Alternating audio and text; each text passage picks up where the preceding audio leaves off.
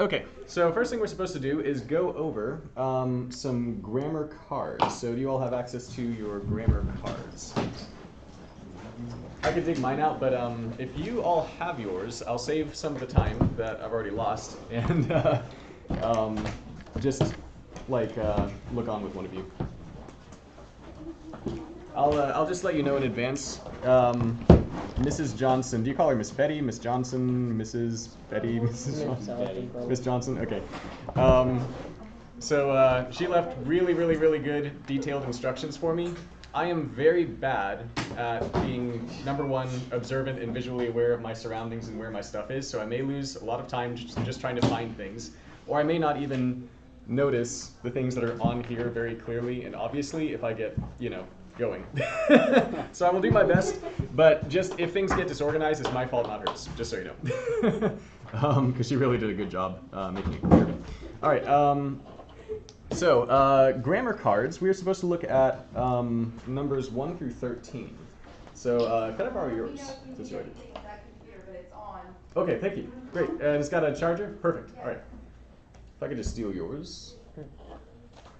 No, I'm just kidding. All right, so we are looking at 1 through 13, so this is, okay, great. Have you already covered these before? A little bit, yeah. All right. This is very nice how you have this ring. I will try not to damage it. Or spit on it. No, I'm just kidding. All right, so first of all, what is that? Indent. Okay, yeah, indent. I don't mind if you don't raise your hands in this class, unless things get disorderly, in which case I'll be like, okay, raise your hands. Yeah, so this is assigned to indent. It can also, be just kind of assigned for a new paragraph. So if somebody it doesn't say that on here, but just when I've used it, I've actually done a lot of editing, as a job. But that was a long time ago. So, but that was one of my first jobs was. My first job involved a lot of editing for books. I actually worked on political books. And so if you needed a new paragraph in the middle of something, we would just stick one of those even in the middle of the paragraph, before a sentence in the paragraph to say, okay, you need a new one. So either indent, just space out your current paragraph break forward, or start a new paragraph and indent it forward. When you're typing, I recommend just using a tab for that. Has Mrs. Johnson said anything different? I think some people might hit space 5 times or something, but tab's a really easy way to do that. All right, so when would you indent or start a new paragraph? Yep. Very good. New speaker, new topic, new place, new time. All right. Number 2.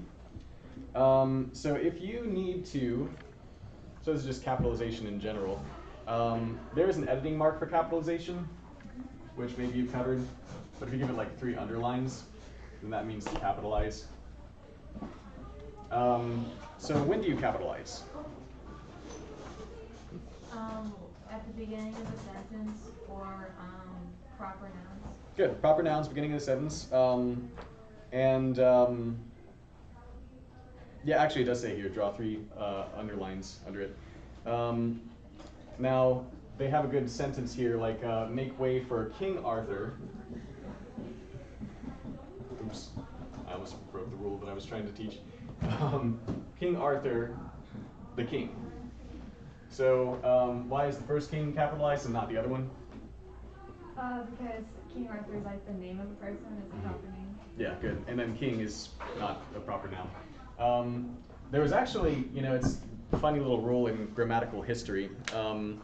There was much debate over the years about whether president, when referring to a United States president, should be capitalized or not. I think they finally decided not, but yeah, for a while it was, some people would do one thing and others would do another. All right, next one.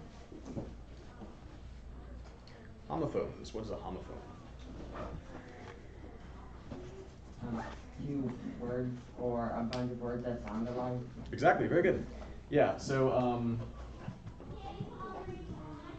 my mark is already dying. Give me an example. Annalise. There. Yes. There. Sounds like you're like patting someone on the head and reassuring them or something. But THERE, THEIR, THY apostrophe RE. And this is something like, you know, how many of your friends like text you and get these totally wrong, especially to and TOO? Yeah, it's kind of like, it's it's bad today. It's very bad nowadays. Even in my lifetime, like people's grammar is just like plummeted, and I'm not like super old. Not as old as Mrs. Johnson. I just put that in here in case she watches it, so she'll get mad at me. But yeah, so just be careful with homophones. All right, I got to pick up the pace. Apostrophes. So it's like half a quote mark. When do you use them? Oh yes, sorry, Maddie. To show possession and to put two words together. Very good. Possessions and contractions. So this is something that I see a lot. I kind of like going over grammar, so if I run a little bit late, I'm sorry, but I don't get to teach English anymore, and that was one of my majors. So, let's say we're talking about your family, the Paynes. Have you seen people do that? That's wrong. If you're pluralizing a name, you just don't have an apostrophe. You're going to use an apostrophe if it's possessive, though. If you say the Payne's dog, and you're talking about the whole family, why did I put the apostrophe outside of the S, like on the other side of it? Because their name already has an S in it. Mm-hmm. That's one reason. And then also, well, their name actually doesn't already have an S, but if it did, then that would be why, yes. In this case, because it doesn't already have an S, like, so for example, if I say the Stevens, that's a name that, then I would put it there. And if I wanted to, I don't think most people do that, but that is acceptable technically. That's just weird, sort of. But if it's a singular name that ends in an S, or a singular word that ends in an S, you put the apostrophe on the outside. And you could even do an apostrophe S unless the rule has changed since I studied it. Grammar is a little bit fluid, especially in my lifetime, like I said, as everyone's gone to like texting and whatever. People use fewer commas because they want you to read at a faster pace and not get bored. Because every time you see a punctuation mark, you're supposed to slow down. Like if you were reading poetry or something, you slow down when you hit a punctuation mark. So yeah, in this case, it's because it's the Paynes plural, and so if you have plurals, then you put the apostrophe after the S. So like for example, if another one, the dog's food versus the dog's food. Tell me what's the difference. Yeah, say Beth. The first one's plural, the second one isn't. Yep, this is more than one dog's food, and this is one dog's food. So, all right. Don't need to go over contractions, I'm pretty sure. Comparative and superlative adjectives. You know what, at this point, do you guys always go over all of them? Because we're kind of out of time. What if I just look through and see if there's any that we really need to hit hard? Are there any that have been confusing at any point? Well, I know we've not gone over 10 through 13 in class. Well, yeah, actually. Okay, yeah, let's hit those real fast. So,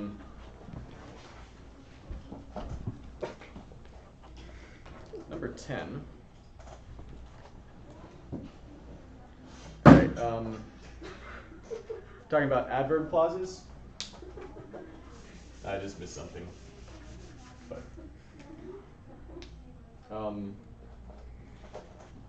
what is an adverb? Yeah.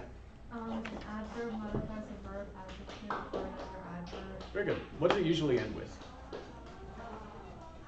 Maddie. Ly. Very good. Oftentimes they end with ly. So they have a list of words that will often start adverb clauses. Adverb clauses are going to be a dependent clause. What does that mean?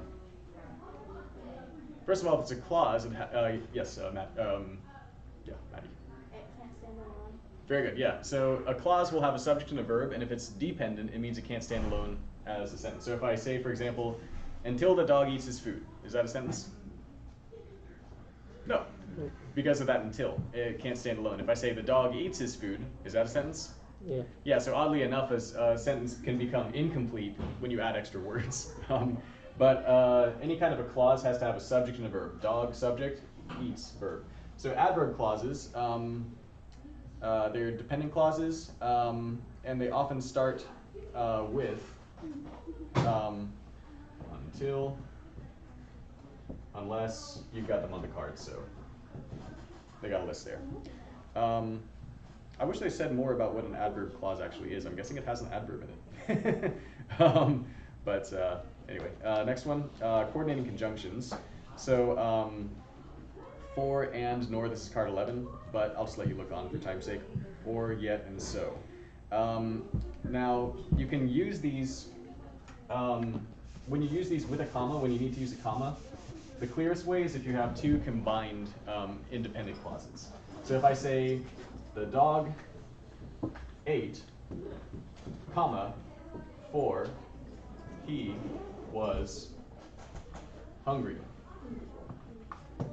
The dog ate, period, he was hungry, period. But if I combine them with one of these coordinating conjunctions, for, and, nor, but, or, yet, so, then I have to insert them and have a comma before. Does that make sense? Mm-hmm. This is something that people get wrong all the time, so, all right. Commas with items in a series. Oh, man, I want to take a long time on this one, but I won't. All right. I will give you an example of something, though.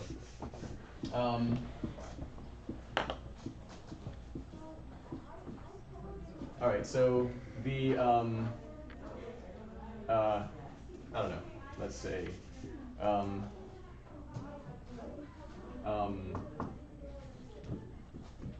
Virginia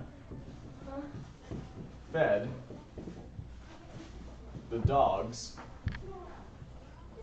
JD and James. Wait. All right, so tell me how these commas work. Yeah. Like they have a 3 or more like list of things in a list. Yes. And there's a comma after the first one and the second one. Exactly. So if you have, if I just had Virginia fed JD and James, would there be a comma? No, it's when you have 3 or more. And so here, now this comma is technically optional. It's called the Oxford comma. I personally like having it. A lot of people don't because it slows down your reading and they want you to read faster. But let me explain why I like it. Virginia fed the dogs, comma, JD, comma, and James. So how many people or groups is Virginia feeding? 3, good. The dogs, JD, James. What happens if I get rid of this Oxford comma? Could that still be true? That is 3 groups? Yes, but what else could be going on? She actually fed JD and James to the dogs. Well, not quite, but what else? If I say like, I don't know, these are my children, Isaac and Anna. Those are my kids' names. I would say these are my kids, comma, Isaac and Anna. All right, so here, Virginia fed the dogs, comma, JD and James. So when you don't have the Oxford comma, what you could be doing is explaining the names of the dogs. So in other words, you're calling JD and James dogs in this situation. So either it's a list or the dogs are named JD and James. You don't really know unless you have the Oxford comma. So that's why I like it. That's hopefully not too confusing. Questions? Anything? All right. Finally, is this the last one? Yep. There's more I wish I had time to go over with items in a series with commas, but all right. Finally, subject-verb clause. So there's a main clause and a dependent clause. So let's see if they have an example on here, because that could be talking about a lot of different types of clauses and combinations. All right. So go ahead and look at this card because there's a lot of stuff, and I'm seeing this for the first time too. So the main clause, if I'll give you an example of just something that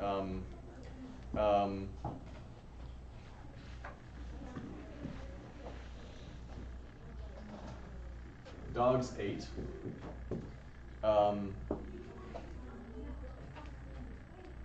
Actually, hold on a second. I wish I had an example here because I can think of a couple ways. Oh, they do. Good.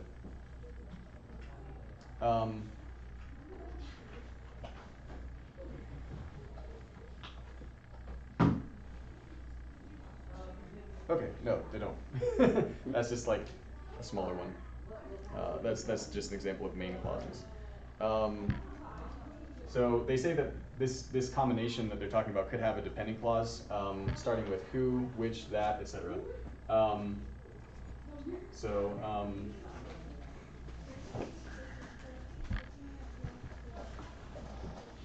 Who are Virginia's? This is a weird sentence, but it grammatically works. 8. Nobody says that in that way. So here I've got an independent clause and a main clause. The main clause is the main clause is the independent one, the one that can stand alone. So what's the independent clause that can stand alone? I made it extra hard for you. Yes. The dogs ate.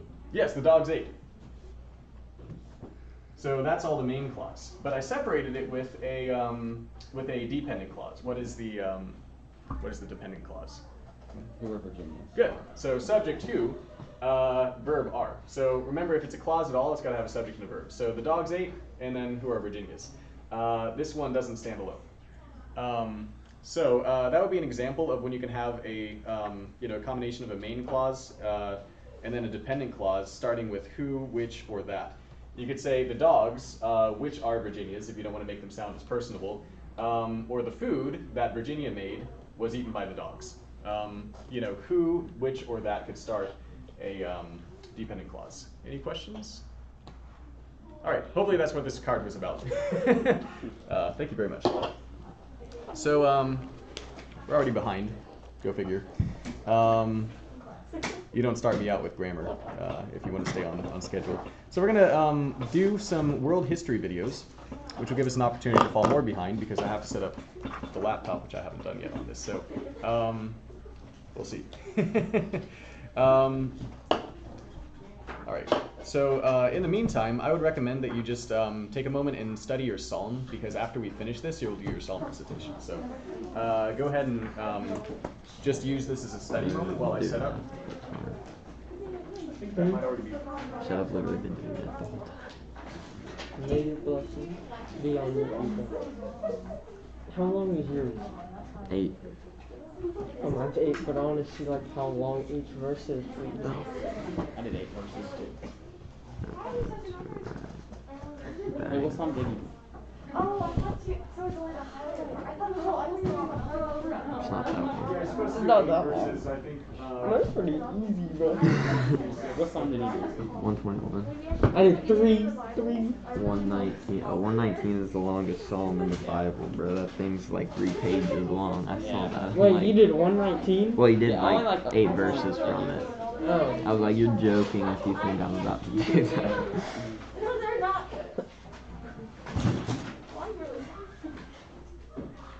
You guys are way over there.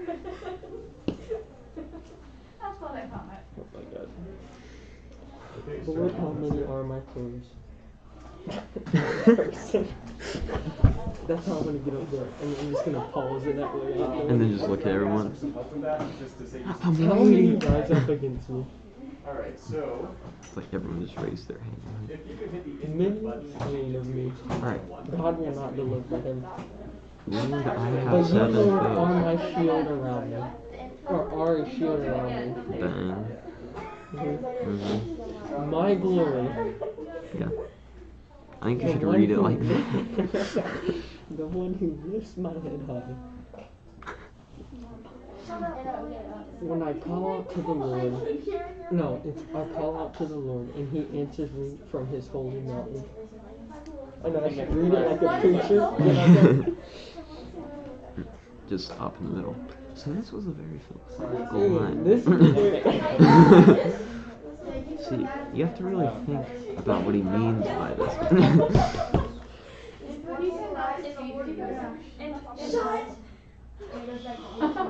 Remember, you're all being recorded.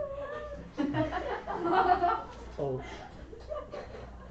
Alright, I'm gonna grab my other laptop. They're just gonna hear me just Yeah, so most laptops will have like an F key that you can get into your like screen display. Although you know what, let's why don't you try HDMI 1 first of all? It might just work. Yeah, I keep trying, but then it says Press, input to press select. number 3. Oh. I don't know. Is there a number 3? No, it just says power, channels, volume. You just went to HDMI 2. Yeah. So why don't you hit input and then see if it actually like Input, and then I move up, and it Yeah. says press input to select. Yeah, press and it. goes back down to HDMI 2. weird. Okay, well let's hope it's HDMI 2. I'll try my other laptop real quick. That one I'm sure is working just fine. I'm pretty sure it's just, HDMI. Wait, why don't you just leave it on HDMI 1 and then it'll go It through? goes back to HDMI 2. Oh, it does? No. What a that's bot. Pretty stupid. Tell him to buy a new TV. I lie down and sleep. I wake again because the Lord sustains couple me. minutes for your song, so congratulations. I will not fear, though tens of thousands assail me on every side. Did that work? Arise, Lord, deliver me, my God. Hey, no. I'll take that. Micro throws. Alright, you still got a couple minutes, so I have to. Well, I Arise, saw it Lord, for deliver me, my That God. was good. Strike all my enemies on the jaw. Break the teeth of the wicked. From the Lord It's weird. comes deliverance. I forgot the last one. May your blessing be on your people. May your blessing be on your people. May your blessing be on your people. May your blessing So look, be on your Kason, people. this is Psalm 119. This is Psalm 119. This Oh, I is see where it Psalm starts. 119. Oh. Levi's doing Psalm 119 like 1 through Yeah. 10. I was like, that is hilarious if you think I'm about to do that. From the I Lord almost comes did. deliverance. May your blessing be on your people. From the Lord I was- comes deliverance. May your blessing I was be on your thinking about just doing Psalm 117. It's 2 verses long. Arise, Lord, deliver me, my God. Strike all my enemies on the jaw. Break I the could- teeth of the wicked. 117. Praise the Lord, all you nations, exalt. May your blessing be Extol on you. him, all you people. His mercy for us is strong. The faithfulness of the Lord is forever. Hallelujah. It's the entire wall of Psalm 117. Read yours off. I just did mine. Alright. I raise my eyes towards the mountains. From whence shall come my help? My help comes from the Lord, the maker of heaven and earth. He will not allow my foot to slip, or my guardian to sleep. For the guardian of Israel never slumbers nor sleeps. The Lord is your guardian. He is your shade at your right hand. By day the sun will not strike you, nor the moon by night. He guards you from all evil. He will guard your soul. He guards your coming and going, both now and forever. Bang. No. The computer probably picked up everything and just does. I don't care. They can hear me. They can hear me say my song. I don't care. Or we gonna have to stand in front of it to read our thing. I just don't want to go first. I want to see somebody mess up before I. Someone's like, I'm just sitting there. yeah, when you go, be like, I got Hey, you. look at that. That's not my background, but whatever. I guess it is today. Uh-oh, it's doing this again. Alright, this is promising. Imagine being named Jonathan. Lord, how many So are if you look at my there? actual screen, you can see How mine many isn't my primary rise up laptop against me? anymore. Many are saying What to me, happened? God will I not have no deliver idea. him. Okay. It's not like I've used it or anything. Looks like it's But like you, black Lord, hole. are a shield around me, my glory, the one who lifts my head high. Yeah, I mean you would think so, but this actually started I happening. call before out to the even- Lord, and he answers me from his holy mountain. Ew, it's all warm and I lie down and sleep. God dang, I just forgot because Will's over here messing with an exclamation. I lie down and sleep. I wake again because the Lord sustains me. like I if will they're not doing it, I'll fear. be like, I will not fear. Though tens of thousands assail me on every side. Okay. Arise, Lord, deliver me, my God. Strike all my enemies on the jaw. Break the teeth of the wicked. From the Lord comes deliverance. May your blessing be on your people. Bang. Bang. See, that's the hardest one right there. The last one? Yes, because it's not English. Like, who says that? It's not English. Well, it was also written in like something BC, so. Yeah.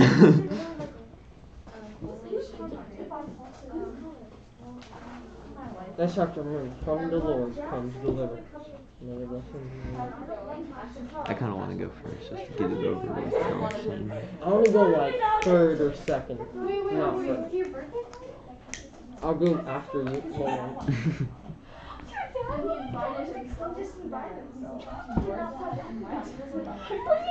Dude.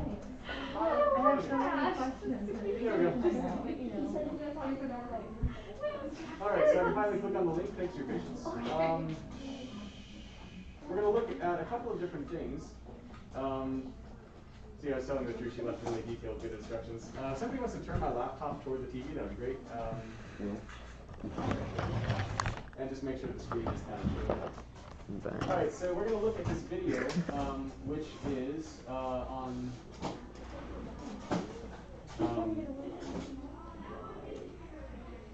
Mesopotamia.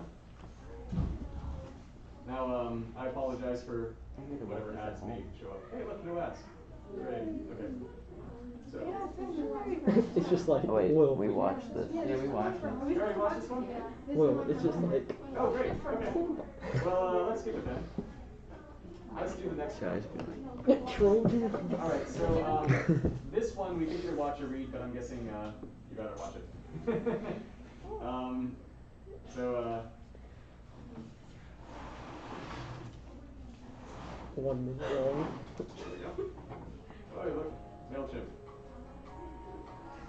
Trojan. Anyone easily get access to your MailChimp account by scanning business cards on your phone. Oh, man. Just So this is downloading the story of creation. And just to review real quickly, so Gilgamesh is set where? Eric. Good, Eric. Mesopotamia. And so same part of the world, and we'll.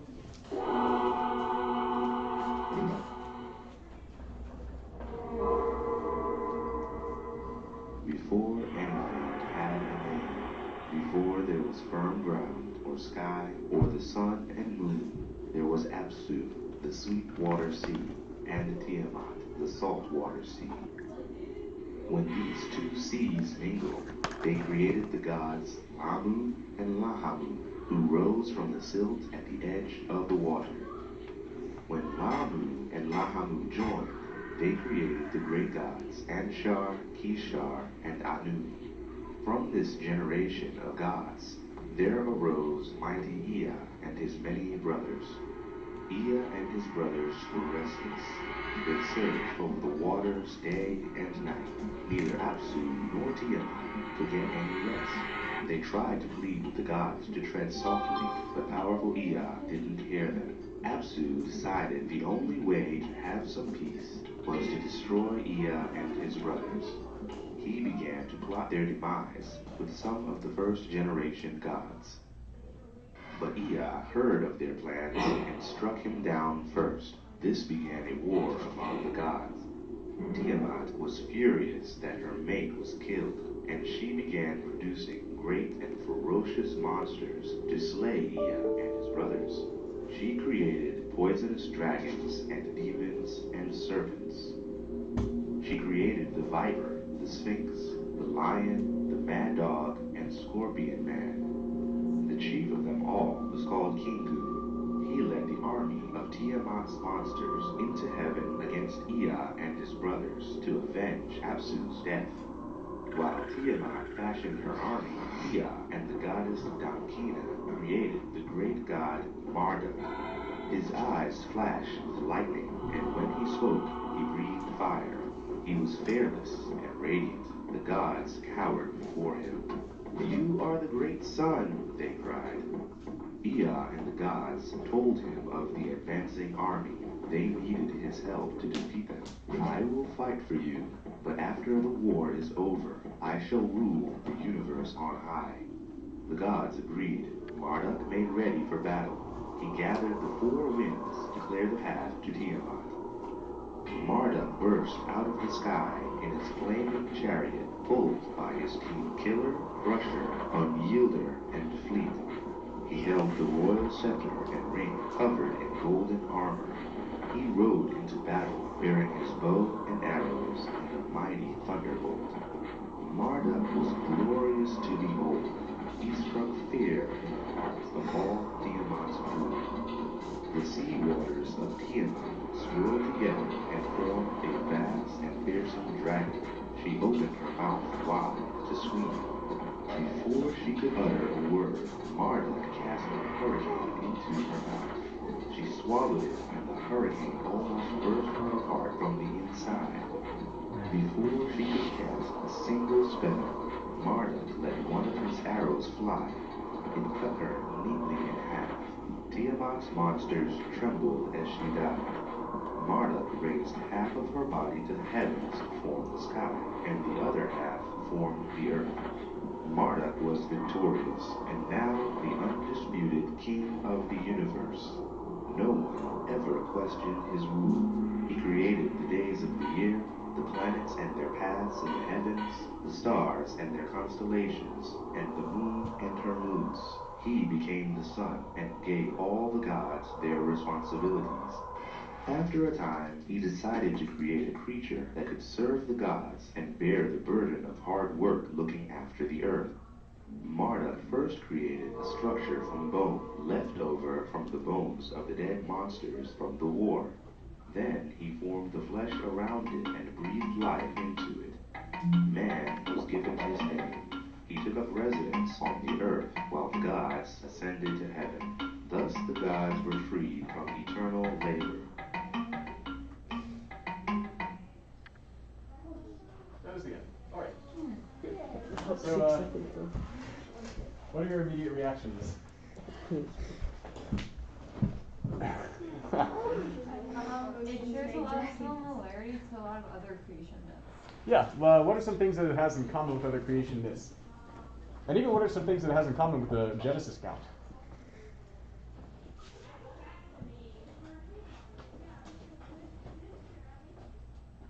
Well, like the war between the gods. Also, anything there's specifically in the notes, sorry to interrupt you, anything I write on the board in this section, you are encouraged to take notes on. So I'm just going to make a little bit of a list. And we'll have to keep this fairly short, but sorry, go ahead. Like the war between the gods happens in a lot of different mythology accounts, creation stories. I can't remember, it started with an M. Marduk? Yeah. Marmaduke. Yeah, right, it's It's Marmaduke? No, not really, it's Marduk or Marduk. He shared a lot of traits with like Zeus, with like the thunder. Oh yeah. And like I would say Apollo, but he reminded me more of the other Helios, like with the chariot. Oh yeah. And lots of weather control. Yeah. And he was also a sun god, right? So yeah, like Helios. So yeah, there's a lot in common with interestingly enough the Greek myth. Sun, horses. Weren't you expecting the horses to have like some kind of crazy names like Ashurbanipal and like, you know, things like that, but then they're just like Fleet and whatever. They're all like English names, but I'm sure that's just because they translated them. Yeah, but it would be like his horses, like something or other and Tom, or you know, it's like what's that's a normal name. What's going on there? Okay, yeah, and you mentioned before Thunder and Helios, there was something else you mentioned that was in common. Oh, War with the Gods, yeah. Very good. Anything else? And let's put this as a category of like other creation myths. I'll have another category for Genesis, and there may be some that's in both, but all right. Anything else? Yeah, Maddie. They often use like a body of another thing that they Oh, killed yeah. to make earth and or heaven. Very good. Making earth or heaven. In this case, what was it that they used? Dragon. Yep. And the dragon was whom? If you caught that. Tiamat? Yep, Tiamat. So you have, what was the first two? Apsu and Tiamat were the original ones? Was that it? Apsu? That sounds right. And so they're, you know, the original two, and then Tiamat is, you know, Apsu gets killed by the lesser gods, and then Tiamat is left, but then gets killed by Marduk. All right, or Marduk. They said Marduk. I've heard Marduk before, but maybe Marduk is right. All right, so making earth out of and heaven out of something's body. Anything else? Yep. Well, it's like Genesis, because in the beginning there was just the waters. Yeah, so the waters, and what's the state of the waters too?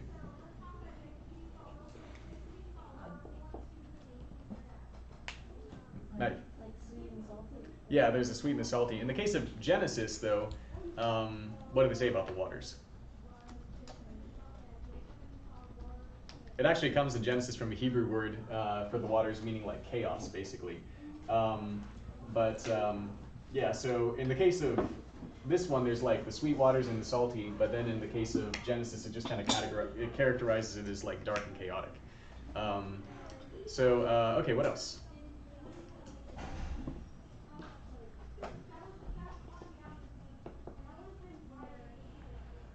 One thing that, oh yes, Maddie. I guess that he breathed life into man. Yeah, that was the other thing that really stood out to me was breathing life into man.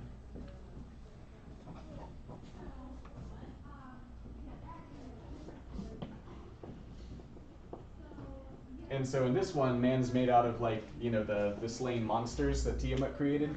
Their skeletons are. But in the case of Genesis, of course, it's, you know, man's formed out of the dust and then life is breathed in. There's interesting, you know, etymology, like word, you know, origins for spirit in a lot of different languages. In both like Latin and in Hebrew, the word for spirit and the word for breath are, actually wait, Latin and Greek. They're the same thing. And I think it's the same in Hebrew too, but I can't remember. But so like, it seems fairly cross-cultural, you know, to think of like when life or a spirit enters man, like that being a breath thing. So seems like there's a lot of consistency in different cultures on that. Anything else? Yeah. Well, they both the creation, like Genesis and the story, they created man to take care of the earth, but in the Babylonian account, it was like the hard toil so that the gods would never have to do any work. Yeah. Whereas in Genesis, God created man to like take care of the earth. Yeah, and when did the hard toil begin for man in the Genesis account? After sin. Yeah. So that was part of the curse of sin, was the hard toil. But previously, you know, it was it was not difficult. It was probably pleasurable and a creative expression to be able to go around and like, you know, tend the garden. That's what I would imagine anyway. But then there's also, it's very interesting because what did God do with Adam and Eve in the garden that certainly there's no kind of a reference to in this story. There was fellowship. There was walking with them in the cool of the day. And that's something that you actually see all throughout, you know, the Bible that really separates it is from other accounts is the idea of, you know, God making man for fellowship, which is astounding. And then especially like, you know, the story of Jesus separates Christianity from other religions very, very largely. I was reading a philosophy book that said this, that like kind of the key difference is that it was just unheard of at that point for the idea of like God, to the extent that Jesus did, you know, becoming fully man, dwelling among people and like fellowshipping with them, like loving them. Like that was totally unheard of. There was lots of things like, you know, a demigod who's half god, half man or whatever, but like the type of relationship is totally different too, and the degree of like humbling themselves is different. So that's something to think about as we read Gilgamesh too. All right, anything else? But yeah, even in the as early as the creation account, God walked with man in the cool of the day. You have fellowship. You have a relationship right at the very beginning of the Bible. Huge difference. Anything else? Okay. We should move on. So you got some extra time to study your Psalms. And I'm guessing you guys normally come to the front for recitation? Yes. I bet some of you were tempted to to deceive me on that point, but not really. It's all recorded, so that's one of the reasons I'm recording today, is so that if you ever did try to pull a fast one, Mrs. Johnson would catch it. I'm not worried about that. I trust you guys. But anyway, so do you typically have like what, a random order of presentation, or just go down? Like she asked, you want skippers? Okay. Instead of that. Sounds good. So I'm going to move back here. We'll want to go first. Oh wait, I thought he said we have extra time to study. So. We do. And who would like to go first? Okay, go for it. Oh, well. So again, your goal, unless you were like, given a different goal by your parents or whatever, then your goal is 8 verses. So, and I think you are supposed to have a copy of your, and then I can kind of compare. I have 1 through 7 and then 10 and 11, and I skipped 8 and 9 because they were depressing. All right, sounds good. So, Just go up there. yeah, that'd be great. I will need just a said you moment could to take collect a nap. myself. Oh, And if this goes a little bit late, would you rather we stop in the middle and take your 4-minute break, or that we just take it after we're done with this? Right after you think? Show of hands, stop in the middle. Okay. Okay, I think that's the majority. Alright. And all that. We're stopping in a minute. So, let me know if, when somebody's speech ends, if it's either right before 10:11 or right after. Let me know. Hopefully we can get them all done quickly. What time? 10? 10:11. That's what I have on my schedule. Should I Yeah. start now? Sorry, I'm still getting my bearings. Like I said, I'm pretty slow to deal with stuff like that. I don't find things quickly. All right. So, and obviously I know who you are because I have you in other classes. But if you could say your name before you begin. I'm Annalise. Mhm. Do I start now or? And your verse is Psalm 47, you said? 46. Psalm 46. Oh, very good. Yes, very good for right now, especially. And what are the verses? They are 1 through 7. And then 10 and 11, because 8 and 9 are depressing. Mm-hmm. Sounds good. And let's see. There's no time limit or anything. And just getting my bearings on the rubric real fast. Okay. You can begin. Thank you. God is our refuge and strength, always ready to help in times of trouble. So we will not fear even if earthquakes come, the mountains crumble into the sea. Let the oceans roar and foam, let the mountains tremble as the waters surge. A river brings joy to the city of our God, the sacred home of the Most High.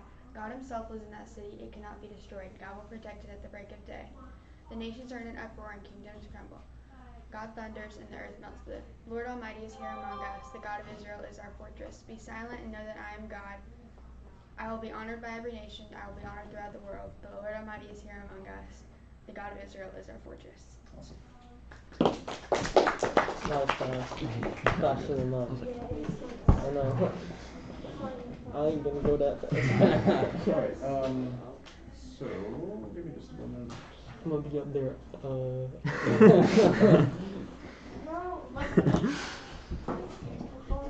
I'll be faster at this the next time. I'm just getting my bearings with the whole thing. So, I'm just gonna like forget a line in the middle. Be like, wait, I promise.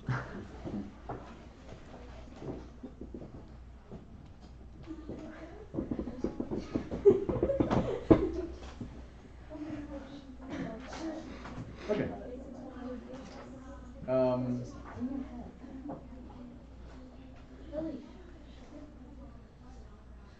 Who wants to go next?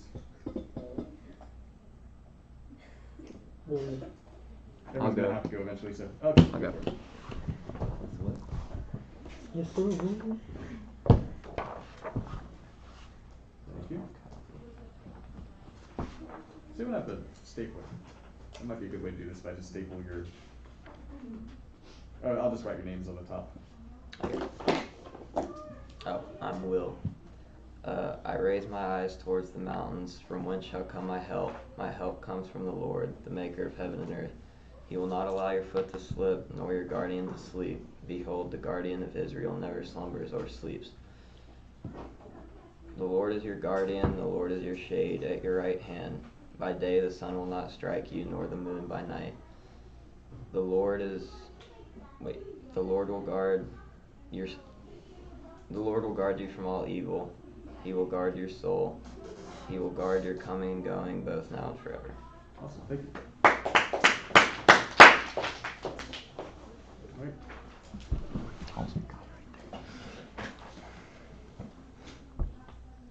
All right.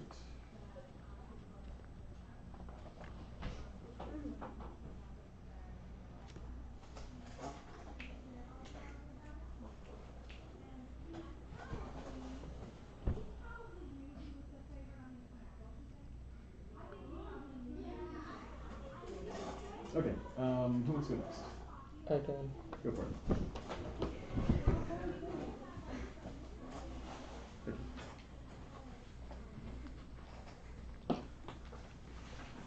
My name is Kason.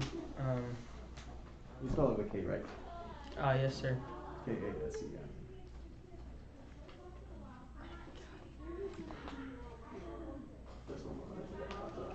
Can I just look over that just one more time? Yeah. Just one more time. I just need to remember how many. Okay, that's what it is. Let's go. Lord, how many are my foes? How many rise up against me? Many are saying of me, God may not deliver him. But Lord is a shield around me, my glory.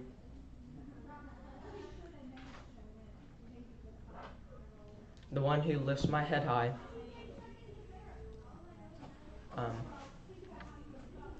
I call out to the Lord, and he answers me on his glory mountain. On his holy mountain, not glory mountain, holy mountain. I lie down and sleep. I wake again when the Lord sustains me.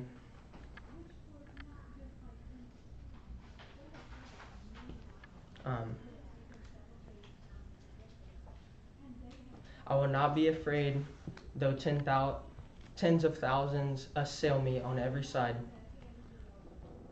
Arise, Lord, deliver me, my God. Arise, Lord, deliver me, my God. Strike my enemies on the jaw. Break the teeth of the wicked. From the God comes deliverance. Your blessing will be on your people. Bro, I know every single line to fucking up there. And then I can't remember it.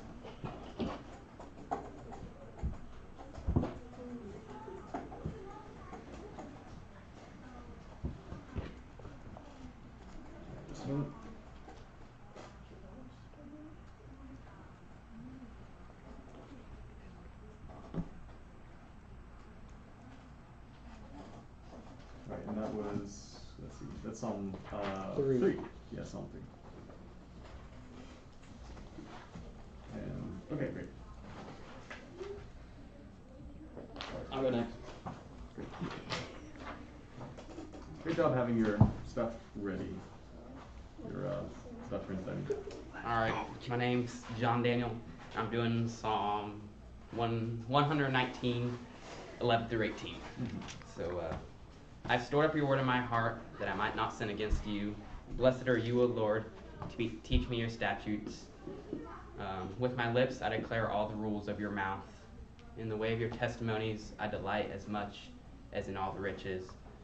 I'll meditate on your precepts and fix my eyes on your ways. I will delight in your statutes. I will not forget your word. I will not forget your word. Deal bountifully with your servant that I may live and keep your word. Open my eyes that I may behold the wondrous things out of your law.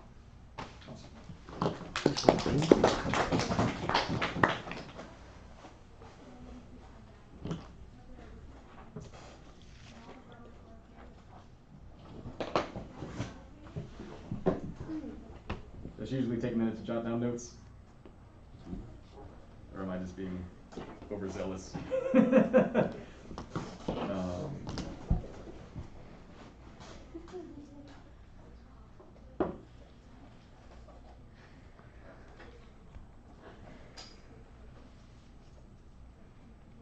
Okay. Who would like to go next? All right.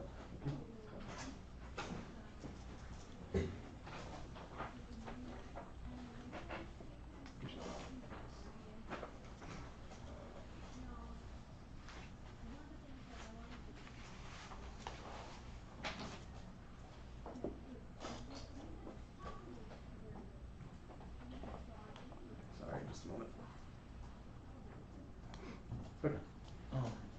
Your word is a lamp to my feet and a light to my path. I have sworn an oath and confirmed it to keep your commandments according to your laws. I am severely afflicted. Give me life, O Lord, according to your word. Accept my freewill offering of praise, O Lord, according to, and teach me your rules. I hold my life in my hand continually, but I do not forget your laws.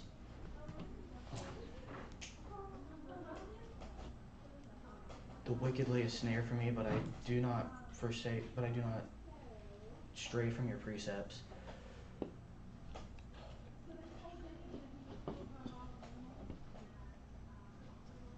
Your testimonies are my heritage. Forever, they are the joy of my heart. I incline my heart to perform your statutes, forever to the end. I hate the double-minded, but I love your law.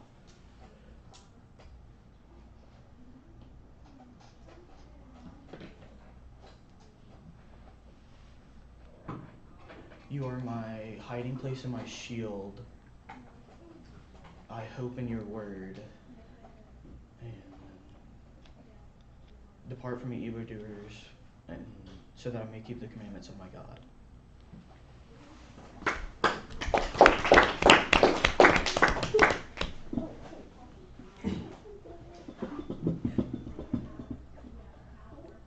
All right.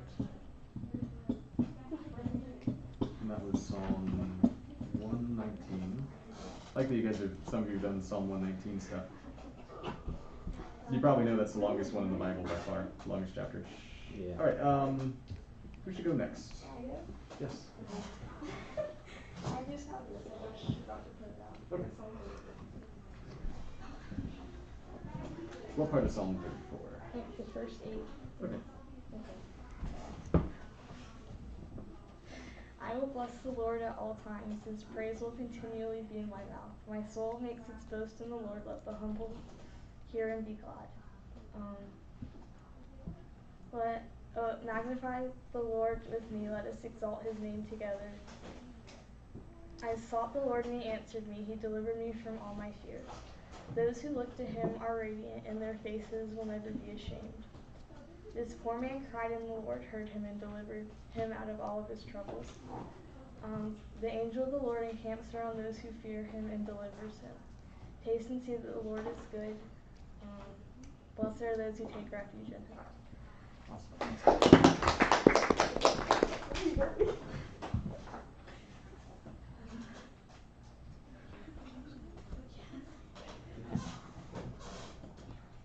right, good.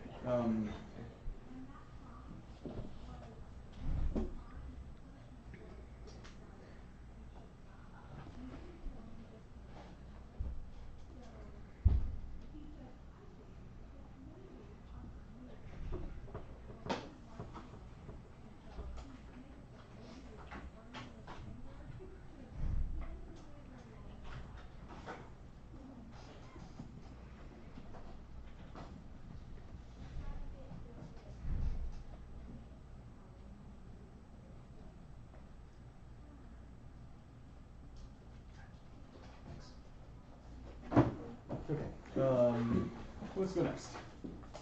I'll go. Okay.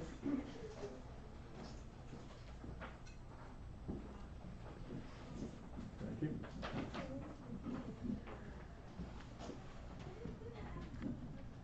Oh, yes, I like this one.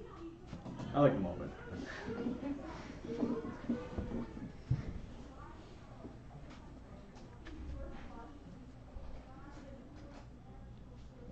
Okay.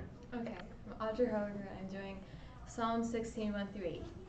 Preserve me, O God, for in you I take refuge. I say to the Lord, you are my Lord.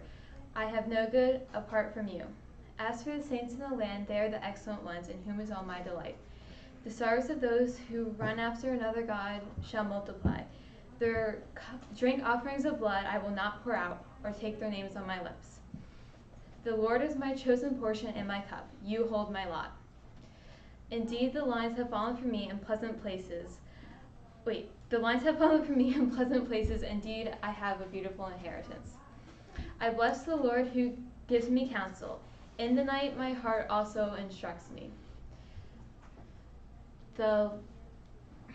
I have set the Lord always before me. Because he is at my right hand, I shall not be shaken.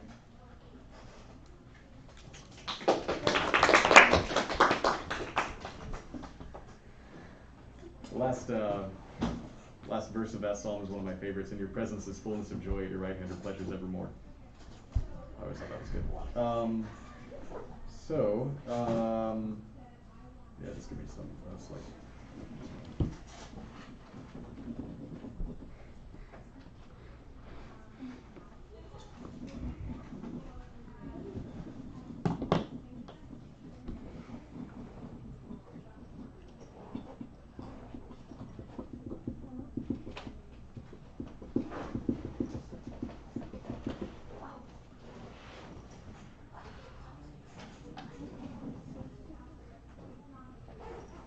What time is it? 10:07? Okay, we can fit one more in and then maybe two if we're really fast. Thanks. Alright. Is this taking longer or shorter than generally? We've never done this before. Mine was definitely shorter. So, alright, who wants to go next? I'll go. Okay, and then you can go after that? So I apologize. I actually printed out the wrong version, so I have to edit it a little bit. Oh, thank you for doing that. Oh, nice. I also like this one a lot. This is another one of my favorites. I guess my name is Hannah, and I'm doing Psalm 27. The Lord is my light and my salvation. Whom shall I fear? The Lord is the stronghold of my life. Of whom shall I be afraid? Though the wicked advance against me to devour me, it is my enemies and my foes who will stumble and fall. Though an army besiege me, my heart will not fear. Though war break out against me, even then I will be confident. One thing I ask of the Lord, this only do I seek, that I may dwell in the house of the Lord all the days of my life, to gaze upon the beauty of the Lord and to seek him in his temple. For in the day of trouble he will keep me safe in his dwelling. He will hide me in the shelter of his sacred tent. He will set me high upon a rock. Then my head will be exalted above the enemies who surround me. At his sacred tent I will sacrifice with shouts of joy. I will sing and make music to the Lord.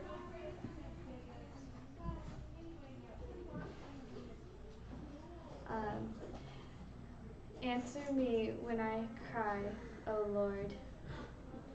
Oh no, it's hear me when I cry, O Lord. Be merciful to me and answer me. My heart says of you, seek his face. Your face, Lord, I will seek.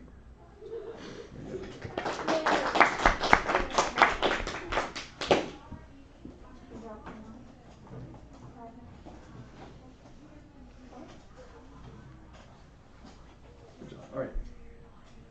It's 10:10. It's 10:10. All right. So let's take a break till 10:15. I'm giving you an extra few seconds, so Thank you. I don't think Mrs. Johnson will be too mad at me.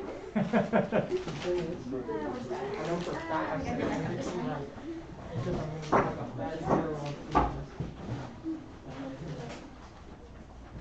No, I get it.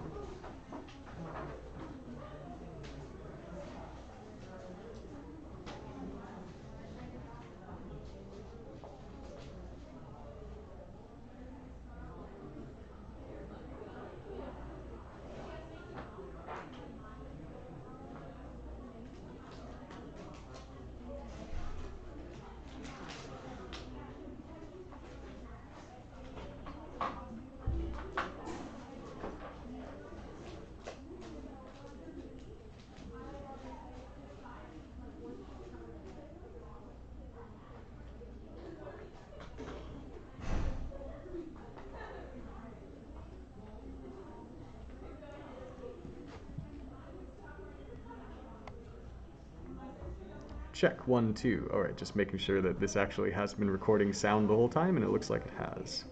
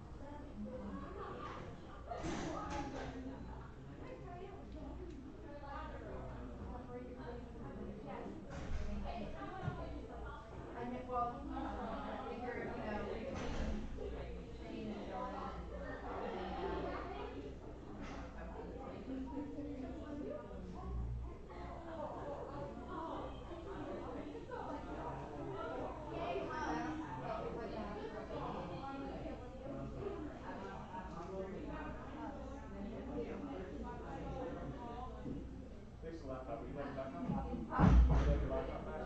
Are you done with it? If you need it again, just let me know. Did you need to end up needing to use it? So, I did, but it turned out that mine worked. Oh, okay, So, good. yeah, that was a backup in case mine didn't. It was very likely that it wouldn't, but I played it. You know, I've got one like that. That's why I didn't leave my other one, because that thing, some days it just decides, oh, I'll get on it. We're not on it today. I think you're And I good. spend like 2 hours just trying to get it done.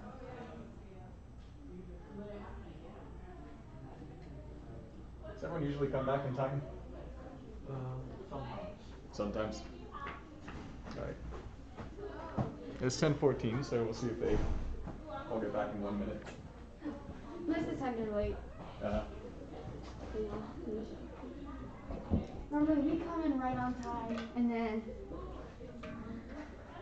especially the boys are always late. And Maddie, you probably wouldn't want to start reciting before everybody's back, right? The advantage would be you'd be seen by fewer people maybe initially, but then the disadvantage would be there'd be a bunch of people interrupting you by coming in. Okay. Yeah, ready to go? Yeah. Let's see. I think that'd be nice, Okay. but I don't know. I don't want to cheat you if that's Yeah, I don't like standing in front of people. Okay, yeah. If it makes it easier for you, then I'll reward you for being back in time. I didn't figure that. It's Okay. Psalm 24. 24, great. Another one of my favorites. I have a lot Every of time favorites. seems to be every time somebody goes up, that's one of my favorites. Yep. Yeah, I just love the Psalms. Okay. The earth is the Lord's and the fullness thereof, the world and those who dwell therein. For he has founded it upon the seas and established it upon the rivers. Who shall ascend the hill of the Lord? Who shall stand in his holy place? He who has clean hands and a pure heart, who does not lift up his soul to what is false, and does not swear deceitfully. He will receive blessings from the Lord, and righteousness from the God of his salvation. Lift up your heads, O gates, and such is the generation of those who seek him, who seek the face of the God of Jacob. Lift up your heads, O gates, and be lifted up, O ancient doors, that the King of glory may come in. Who is this King of glory? The Lord strong and mighty, the Lord mighty in battle. Lift up your heads, O gates, and lift them up, O ancient doors, that the King of glory may come in. Who is this King of glory? The Lord of hosts, he is the King of glory. Very good. That was the whole thing, wasn't it? That was the whole thing, wasn't it? So that was 10 verses. Nice. What a sword. All right.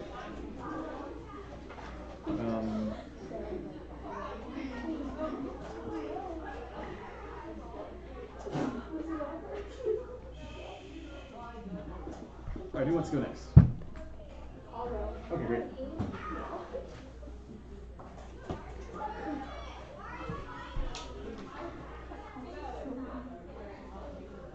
That's what our class was like last year.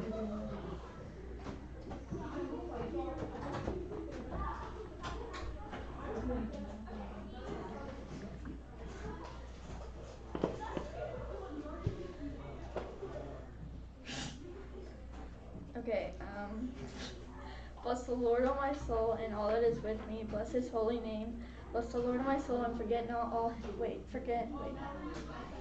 Bless the Lord, O my soul, and forget not all his benefits, who forgives all your iniquity, who heals all your diseases, who redeems your life from the pit, who crowns you with steadfast love and mercy, who satisfies you with good so that your youth is renewed like the eagles.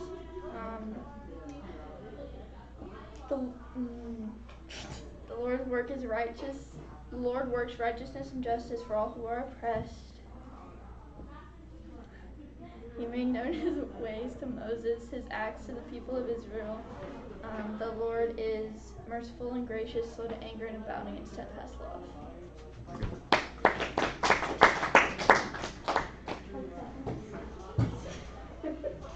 Alright, remind me of your name? Lily. Lily.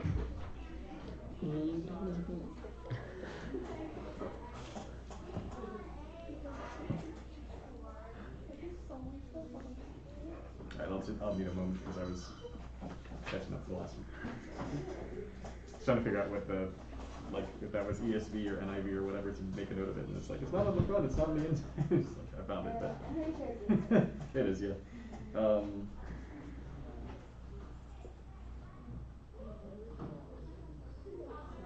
Alright, who wants to go next? I guess I will. Okay, gotta happen eventually, so.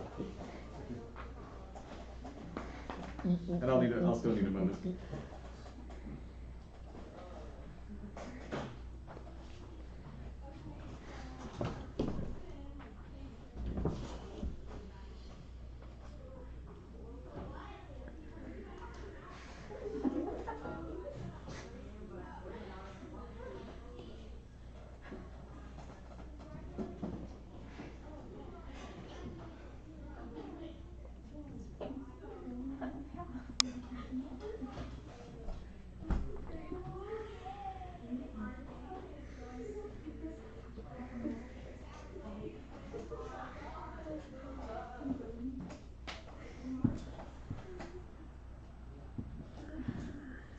Okay. Thanks for your patience. And remind me of you were Annalise, right? Yes. And what's your last initial? F. Great. I'm spelling it the same way as Annalise. But, okay, and this is Psalm 94, 1 through... No, it's highlighted, the okay. part that I'm... 14 through 21, great. Okay. For the Lord will not reject his people. He will never forsake his inheritance. Judgment will again be founded on righteousness, and the upright in heart will follow it.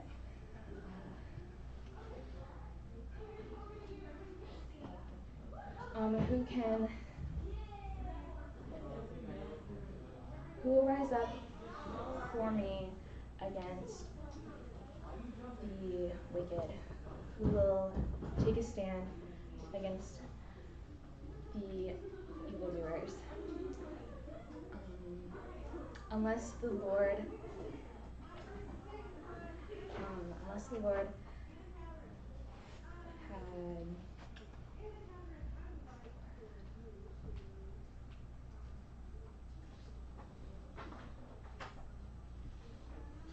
unless the Lord had been. Do you need a prompt? No, I think I'm trying to remember through it.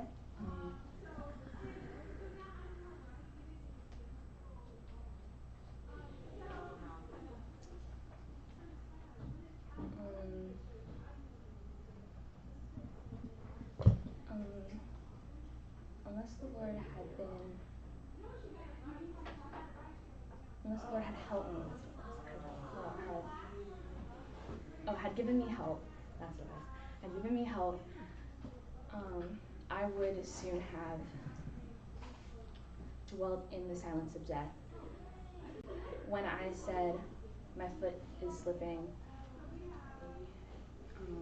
your unfailing love, Lord, supported me. When anxiety was great within me, your consolation brought me joy.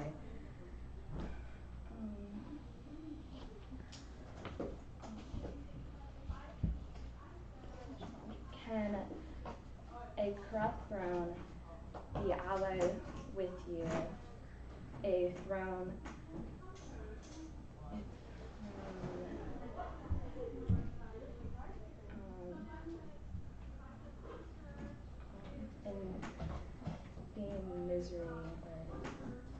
in misery by its decrees. The wicked band together against the righteous.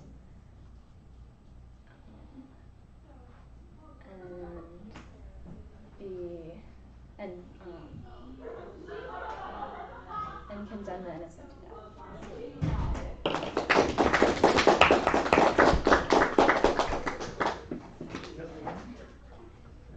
All right.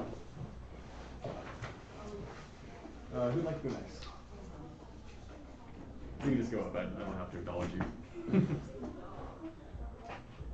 Usually looking around. Oh. If there are no more volunteers, I will volunteer someone. Oh, great.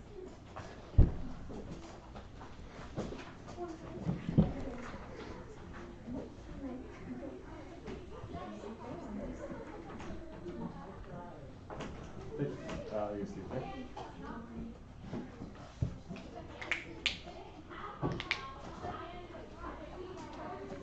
Okay. Should I start? Mm-hmm. Okay. The Lord is my shepherd; I shall not want.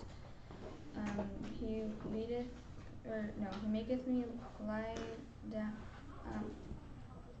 He maketh me to lie down in green pastures. He leadeth me by still waters. Though I walk through the valley of the shadow of death, I will fear no evil, for thou art with me. Thy rod and thy staff, they comfort me.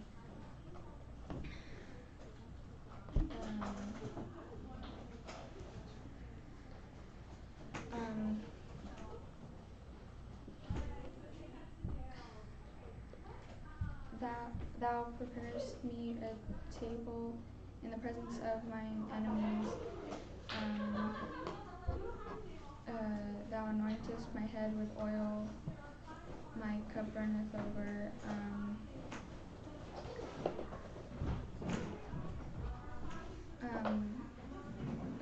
Surely goodness. Wait, did I put them out of order?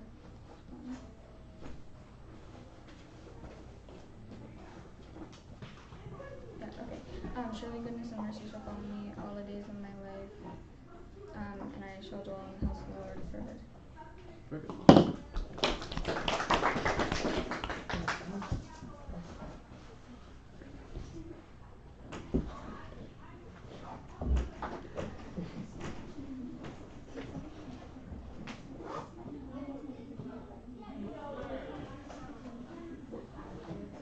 Alright.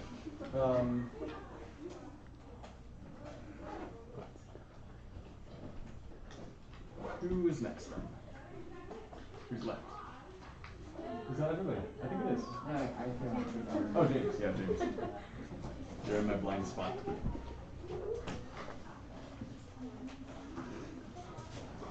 Let's see, who had Psalm 103 again? Oh, I did. Okay. Him. Wait, this is Psalm 1. Damn. How about you take a mask off for this, if you're comfortable. If you're not comfortable, then leave it on. Wait, okay, I'll leave it on now. Okay. How happy is the man who doesn't walk in the advice of the wicked or stand in the, no. How happy is the man who doesn't, walk in the advice of the wicked, stand in the pathway of sinners, or joins the company of mockers. Instead, his delight is in the Lord, and he meditates on it day and night. He's like a tree planted beside flowing streams that bears its fruit in season. Whatever he does prospers. The wicked are not like this. Instead, they're like chaff that the wind blows away.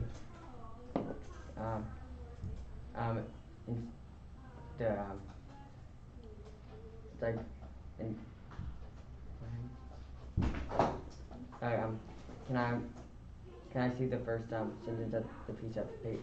Did you give me the piece of paper? Oh, no, I didn't. Okay.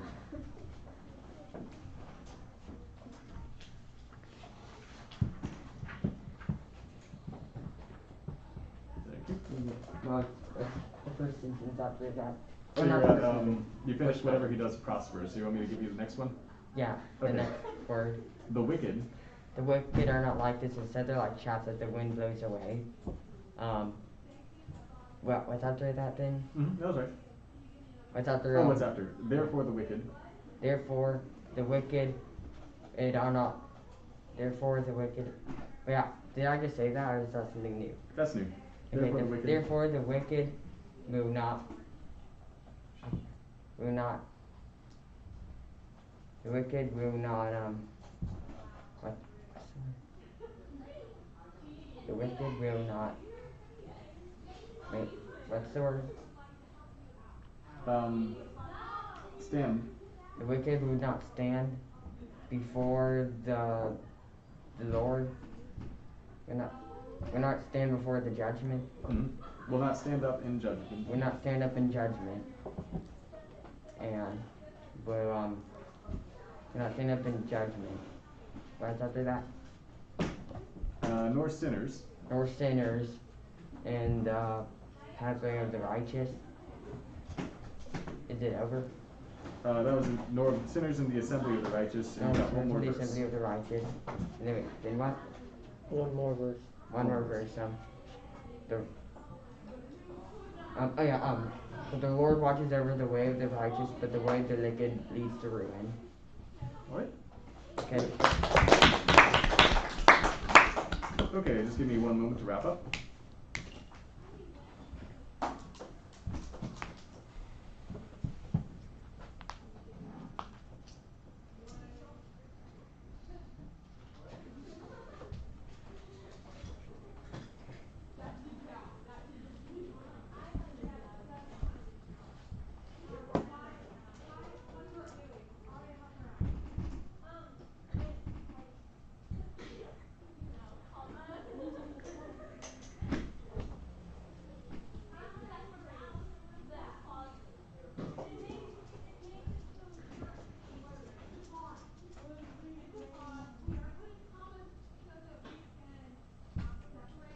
Alright, well done everyone.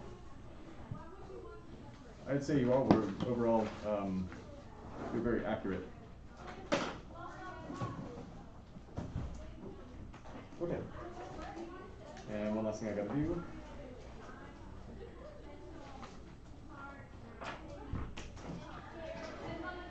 I'm especially impressed that was everybody's first time doing this.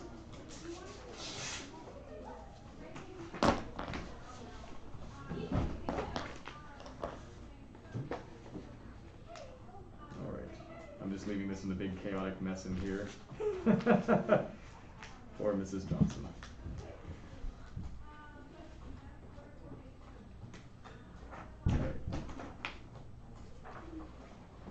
Okay, let's see what's next on the itinerary.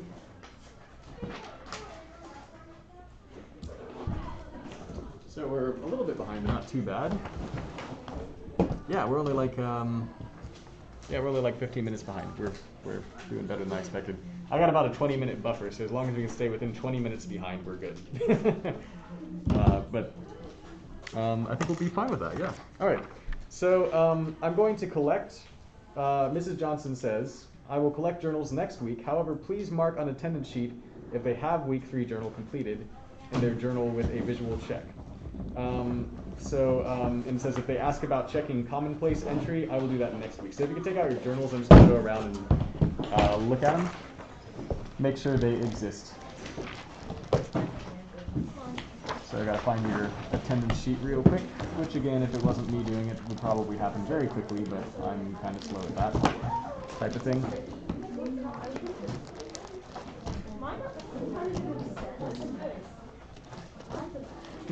There we go. Oh, and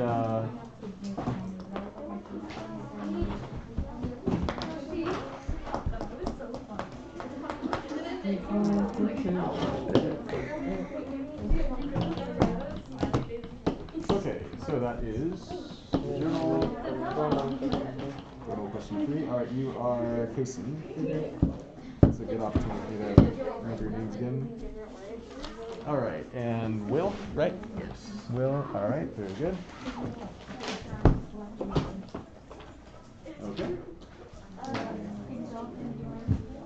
All right, Annalise. Here. He got a 33 out of 50. And you have a back page or just that? Okay, So that's like an 86. So what he did, you know how good that is? And when should be the one in the white table. How that big? Oh, yeah. I'm not checking those, but glad you have it. 46 and she got it down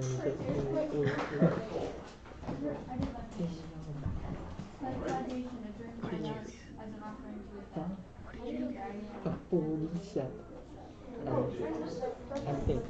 Because using all the things straight behind you, they're wearing the black shirt to the right of James. I don't know if you know, you can just look by the quick, but she got a 47 after 50, and I felt like she was like closer to me than anybody else. But I can't believe James got a 43 out of 50.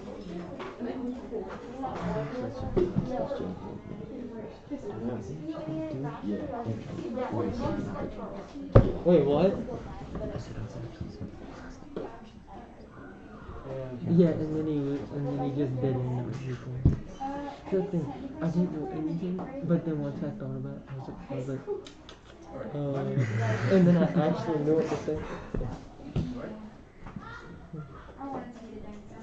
But I think I got a 47. I think you got a,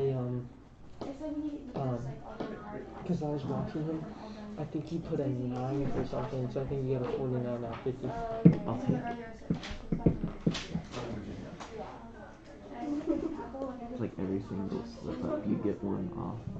And it's just 31 out of 50. Oh, I'm sorry, you're late. That's the thing, I think I got an 8 for, I think that's like a fluid mistake, and then I got a 9 for something else. Alright. I don't know what JD got. Probably a 100. So, let's move on then. We're going into Gilgamesh. So we're going to be reading and discussing Gilgamesh. Do you normally do the discussion questions before, or do you do them like after you read? I'm guessing after. Yeah, that would make more sense. But I was wondering if like the discussion questions were for last week's, or you know, if they're for the current. But either way, I think that would make more sense. So all right, let's get out Gilgamesh. Yeah, this is great. Actually, if once we're done with this, everything else is kind of optional. So.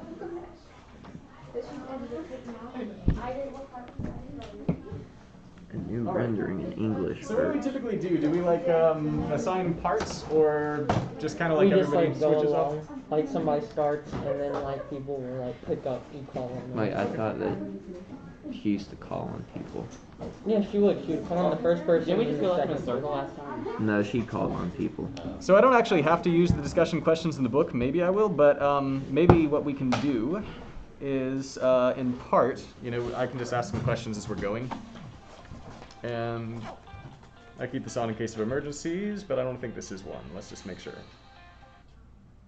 Hello?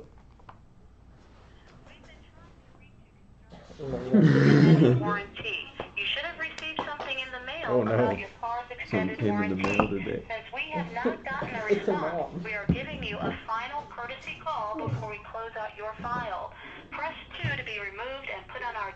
Well, at least this one's not going to send me to prison like all the others, An FBI warrant has been issued for, they're ridiculous.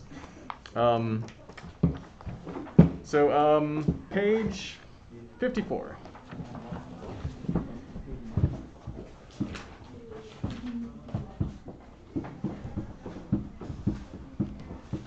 Okay, so what has happened previous to this? Like, what was the thing that just happened? Enkidu died. Okay, yeah, Enkidu died. How did you feel from, about Enkidu's death? Like, was it... Expected. You expected it, okay. Yeah. What else? It was kind of boring. He just got sick and died. Yeah, that was kind of my reaction. Blessing everybody. Mm-hmm. And then cursing a bunch of people. And I was kind of like... And then re-blessing them after he cursed And then them. Gilgamesh Was cried that just because 23 he through was the 52? Yeah. And it basically just talks He about just him died, crying. and he's just blessing and dying. Yeah. I mean, basically. It's kind of like, it's almost like a Korean music video, which I was a missionary in Cambodia for a little while, and I had to go on like a couple really, really long bus rides, and in the buses, they play mostly Korean music videos, and they are just really, really depressing. Like, just everybody's sobbing and like breaking down and just crying their eyes out all the time. And they find, it's like all the different Korean musicians are trying to compete with each other to show how they can portray sadness more like elaborately and comprehensively. And like one of them, there's a guy, he's crying into a teacup and drinking his tears as he cries, and it's just like, that's... Yeah. So, hey, at least it wasn't that, at least it wasn't that over dramatic and long and, drawn out and thorough in showing sadness. But anyway, all right, so let's begin with JD, and we'll go, what would this be? For you, this would be counterclockwise, but yes. My sister has our Gilgamesh book. Can I just read it on my Amazon Kindle? Yeah, I'll let you do that. Thanks for asking permission. So, tablet 10. Alright, what? No. And how about we do this? How about everybody reads 5 little couplets? Okay. Vidal Savruda. Delivery. Okay. Caravan keeper keeps a caravan on the shore of the glittering sea. They have given a golden mixing bowl to her, and an ale flagon. She gazed along the shore. She gazed and saw that there was coming along the shore a hairy-bodied man. Wonder who was wearing an animal skin, coming towards her caravan along the shore. It was Gilgamesh, approaching, 2/3 a god, but 1/3 mortal, and grieving in his heart. All right, Will. He looked like one who has undergone a journey, his face bitten by hunger or by sorrow. Who is this man, she asked to herself. Who is it, hairy-bodied, wearing the skin of a beast, coming toward my tavern along the shore, looking like one who has undergone a journey, his face bitten by hunger or by sorrow? She was afraid, and shut the door to her tavern, and slid the door bolt to, and locked the door. Gilgamesh heard the sound of the door shutting. All right, Kason. And heard the sound of the door bolt sliding to. He called to the tavern keeper, "Tavern keeper, why have you shut the door against me so? If you do not let me in, I will break the lock and break the door that shuts me out of the tavern. It is I who killed the lions in the passes. It is Gilgamesh who killed the demon guardian, Huwawa, the guardian of the cedar forest. It is I who wrestled the bull of heaven and killed him. My fame will be secured to all my sons. Great. Lily. Sidurai spoke to Gilgamesh and said, "If you are Gilgamesh who killed the demon, and if you killed the lions and the classes, and if it is you who wrestled the bull and killed him, why do you look like one who has undergone a terrible journey? Why do you look like one who grieves? Why do you wear the skin of a beast? Why is it that you roam the wilderness?" Gilgamesh spoke to the tavern keeper and said, "I look like one who has undergone a journey. Like one whose grief lives in his heart, I wander the wilderness wearing the skin of a beast, because I grieve for the death of Enkidu, your companion, he who has fought with lions and with wolves. Together we make the journey across the mountains through the dangerous passes to the cedar forest. He found the secret places where there is water. Together we slew the guardian demon. We fought from the wolf heaven together and killed him, Enkidu, the companion whom I love." We went together with me on the journey. No one has ever undergone before. Now Enkidu was undergone the fate the high gods have established for mankind. 7 days and nights I sat beside the body, weeping for Enkidu beside the body. And then I saw a worm fall out of his nose. Must I die too? Must Gilgamesh be like that?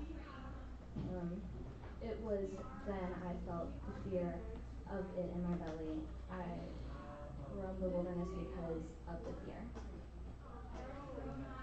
Enkidu, the companion whom I love, is dirt, nothing but clay is Enkidu. Weeping as if I were a woman, I roam the paths and shores of unknown places, saying, "Must I die too? Must Gilgamesh be like that?" Then veiled Siduri replied to Gilgamesh, "Who is the mortal who can live forever? The life of man is short. Only the gods can live forever. Therefore, put on new clothes, clean robes, and a cloak tied with sash. And wash the filth of your journey from your body. Eat and drink your fill of the food and drink, men eat and drink. Let there be pleasure and dancing."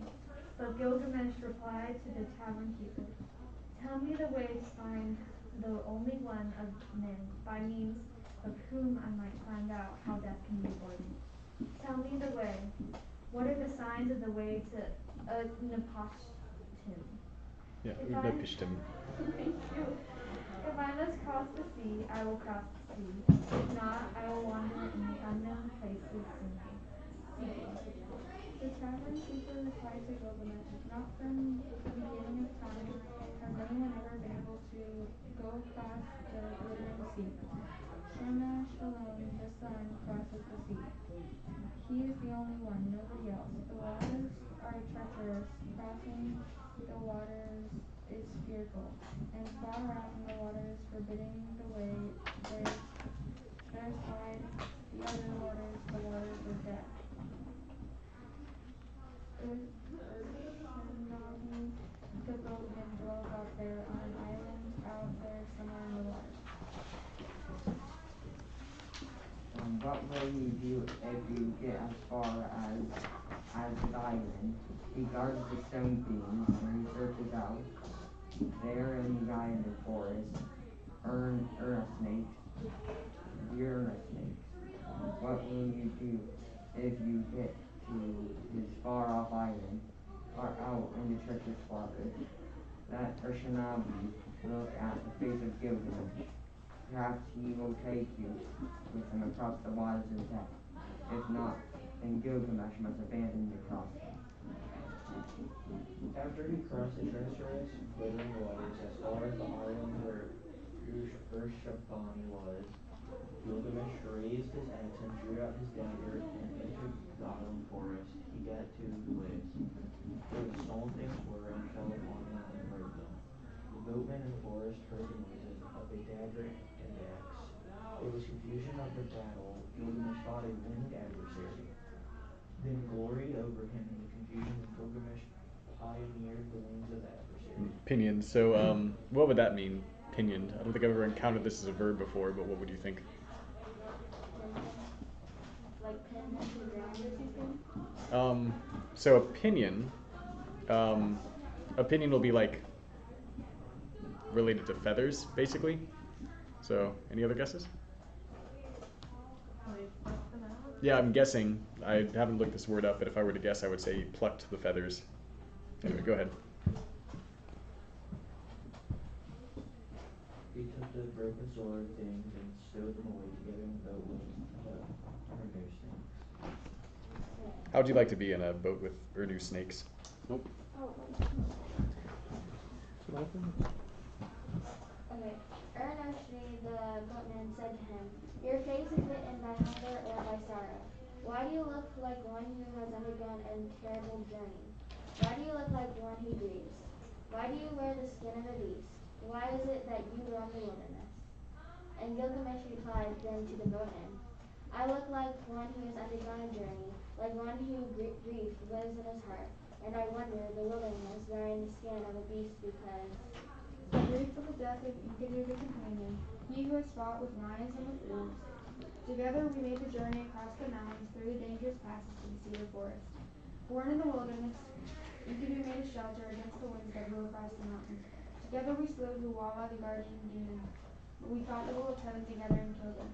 Enkidu, the companion whom I love, who went together with me on the journey, no one has ever undergone before. Now Enkidu has undergone the fate the high gods had established for all time. 7 days and nights I sat beside the body. Weeping for Enkidu beside the body, and then I saw a worm fall out of his nose. Okay. It's funny because in the translation that I listened to this in an audiobook, and they just say like until the worm latched onto him, but then in here it's much more specific. So makes me wonder what the original. So the original word I'm guessing is probably literally until the worm fell out of his nose, but they just meant more generally until the worm latched onto him, I guess. All right. I roamed the wilderness because of the fear. Enkidu, the companion who I loved, is dirt. The companion Enkidu is clay. Must I die too? Must Gilgamesh be like that? Gilgamesh spoke and said then to the boatman, "Tell me the way to find the only one of men by means of whom I might find out how death can be avoided. Tell me the way." What are the signs of the way to Utnapishtim, if I must cross the waters of death? If not, I will wander in unknown places seeking. Urshanabi replied to Gilgamesh, "With your own hands you have made the crossing harder. You broke the talismans, you broke the stone things. You took the urna snakes, which is forbidden. Take up your axe, go back into the forest. Cut 60 poles, and then cut 60 more, each pole of 60 cubits. Fit them with rings." To strengthen them for poling, find pitch to seal the wood against the waters of death. When you have finished, bring me back the poles. So Gilgamesh went back into the forest, cut 60 poles, then cut 60 more, banded the poles and sealed them against the waters, and then brought back to the boatman which he had made. Then Gilgamesh and Urshanabi embarked on the little boat and made the perilous journey. By the third day, sailing as far as would have been a 2-month sail for an ordinary boat, and they arrived at the place of waters of death. Ushinabi said to Gilgamesh, "Let us make our way. Use the punting poles. Be sure your hand touches nothing of the water." So Gilgamesh took up the punting poles, pole to pole the little boat through the water of death, and after a time the wooden pole was broken because of the might of Gilgamesh the king, pulling the little boat through the deadly waters. And so is with the second pole, and the third, and the fourth pole, and the fifth, and the sixth, and the seventh also. And so is with 60 poles, and then with the 61st and 62nd pole, and the 64th and 5th through the death waters, till all the poles are broken because of his might. And the 118th and the 119th and the 120th. I'm just glad they didn't do all of that. Then Gilgamesh stripped himself, and as a sail held up the animal skins he had prepared, and so the boat sailed on the waters. The old man standing on the faraway shore gazed at a little boat approaching. He gazed. Is that cool? At a boat approaching across the waters of death, and wandering said to himself, consulting his heart, "The stone things have been broken, and there is one other than in the boat. I gaze and gaze across the water of death, but I cannot tell who sails in the boat approaching." The old man spoke and said to Gilgamesh, "Your face is bitten by hunger or by sorrow.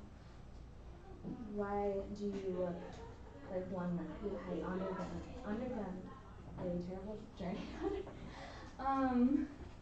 Why do you look like one who grieves? Why do you wear the skin of a beast? Why is it that you roam the wilderness? And Gilgamesh spoke to the old man, saying, "I look like one whose grief lives in his heart because of the death of Enkidu the companion. Together we made the journey across the mountains. Through the dangerous paths to the cedar forest, he told me how the dreams were fortunate.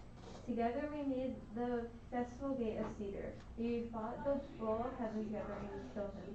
And after we killed the bull, sat down and rested. Two brothers, we washed our hands in the calm waters. Enkidu the companion whom I loved, who sent together with me on our journey." No one has ever undergone before. Now Enkidu has undergone this fate the high gods have established for mankind. I saw the worm drop out of Enkidu's nose. Must I die too? Must I too be like that? I wandered the desert seeking Utnapishtim, he who is called by men the far away. I lived on the flesh of the beasts I hunted down.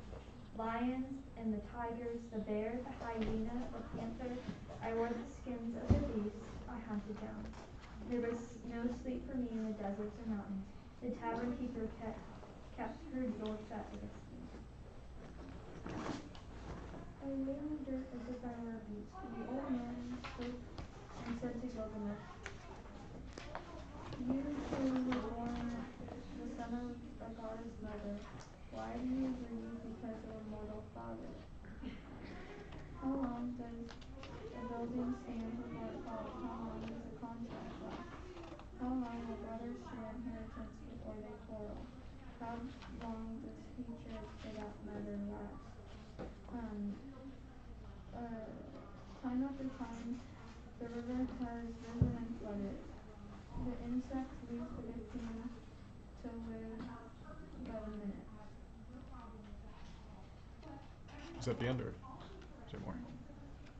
There's more. Okay. Time after the river has risen and flooded, the insects leaves the cocoon to live but a minute. How long is the eye able to look at the sun? From the beginning, nothing has lasted. See how the dead and the sleeping resemble each other.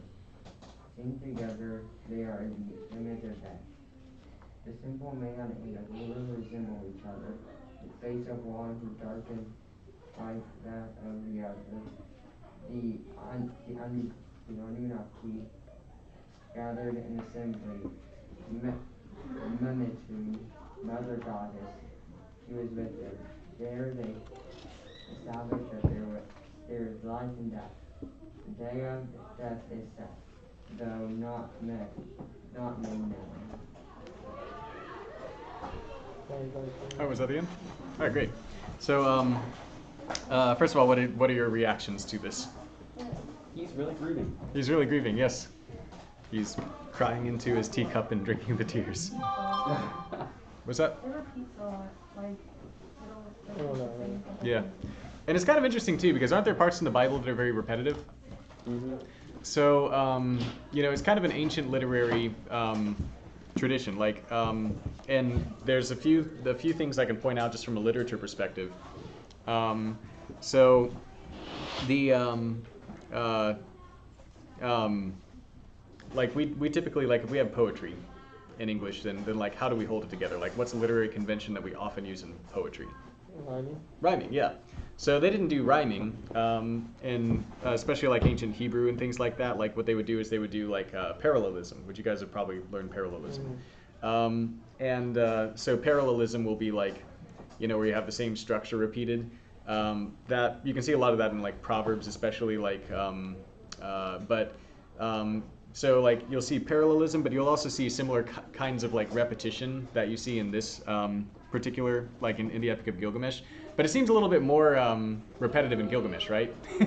Like one of the things I noticed is like all the things that literarily kind of seem weird to me about the Old Testament, like they're mild compared to this, but they're similar in style in some ways. So like yeah, it's just like I mean if we were to if we were writing the Bible in our current language, things would be very different. We'd probably build things around thesis statements, and we would probably write things with a lot of brevity, again, not using a lot of commas if we're in this particular generation.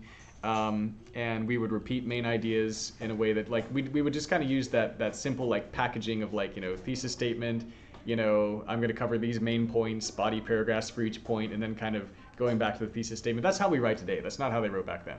But they would use a lot of lingering on things through repetition. And especially like if they're really trying to convey this emotion that he's going through, then it makes sense that it would be so repetitive.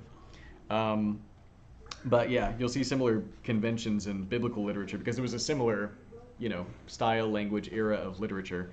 So anyway, and you guys have probably talked a little bit about too, like, just sort of like, did these stories have common origins and stuff like that? Like, a lot of the Old Testament accounts, you'll especially see some similarities like with like the flood stories and things like that. But I mean, what if we remember that, who wrote the first 5 books of the Bible? Moses, yeah. Anyone know roughly when he wrote those? So it would have been roughly around like 1300 BC. And so this story, like, archaeologists think it could have been around, I think, 1700 BC, roughly, when Sumer was around. And that would have been roughly when, like Joseph, basically the end of Genesis would have been happening concurrent to roughly when this was written, which I found interesting too, because there was a part where they mentioned a 7 years famine in Gilgamesh and like storing up. And it's like, hey, I wonder if that was inspired by Joseph, because that was going on at about the same time. But the thing to remember with the Hebrew is it's an oral tradition. Like they would carefully, meticulously recite stories, and they also had written documents too. But like over a great deal of time. So I mean, it could have been that it could have been even just like the older. It could be that the Hebrew story was older and just not like formally recorded until Moses, because they have a 400-year period between when the Epic of Gilgamesh is potentially written. And during that whole time, the Hebrews aren't able to develop like a unified culture in the same kind of way because they were in slavery in Egypt during exactly the period of time between when this story was potentially written and when Moses was, actually wrote, the first 5 books of the Bible. So, but anyway, just if you think about it that way, if you think that potentially like the Genesis accounts and everything like that could be as old or older than Gilgamesh, then of course it'd have a lot of the same writing style too, and from the same parts of the world roughly. So it's very interesting to see, as again somebody who majored in literature among other things, and then as usual I kind of get off longer on literature stuff than I should, so sorry about that, but I find it interesting. All right, so any other reactions or thoughts? Why would they put the worm falling? Yeah. So, you guys know what an idiom is? Mm-hmm. It's like a metaphor. Yeah, so it's something that you say figuratively, but in the language it actually just has like a standard meaning, that isn't what it literally sounds like. So when you say the worm falling out of his nose, it probably just means he's decomposing, or, worms are eating him or whatever. But there's a lot of stuff like that in our language, but there's even in like biblical Hebrew. I can think of a phrase which actually is, I wouldn't repeat in class, but like the King James Bible takes something very, like it takes kind of like the Hebrew idiom and just like translates it directly, and when you read it you're like, oh, what is he talking about? Oh, okay, now it makes sense, because it's like if you take what they literally said and just like say that, it doesn't really work. I need to think of an example in the Hebrew Bible that I can actually repeat in class, because that one I can't. But yeah, King James has some funny stuff in it because of that. So like, let me think for a minute longer if I can come up with any examples. I'll need more time. I'll let you know if I think of anything. But yeah, so like that would be an example where they would have said literally the worm falling out of his nose, but what they meant is, He's decomposing. And so then some translations might say, well, what they meant was he's decomposing, so we'll just say he's worm-eaten or something like that, rather than the very visual, like, graphic, there was a worm out of his nose specifically. That's my guess on how that all worked. All right, so I do have some questions. And I'll try to do the ones that are specific to this tablet. Which do you think is hardest for Gilgamesh to take, the death of Enkidu or the realization of his own mortality? Yeah. The realization of his own immortality, because all the time he's like going on and on about like his friend died, but in the end it's like, is this what's gonna happen to me? Yeah. Am I gonna die too? Yeah. And something that I find interesting too is like he introduces himself. He's like, you know, he gets to the tavern keeper, and how great is it that like, you know, sort of the equivalent of like the gates of heaven are like a bar, and the tavern keeper lets him in.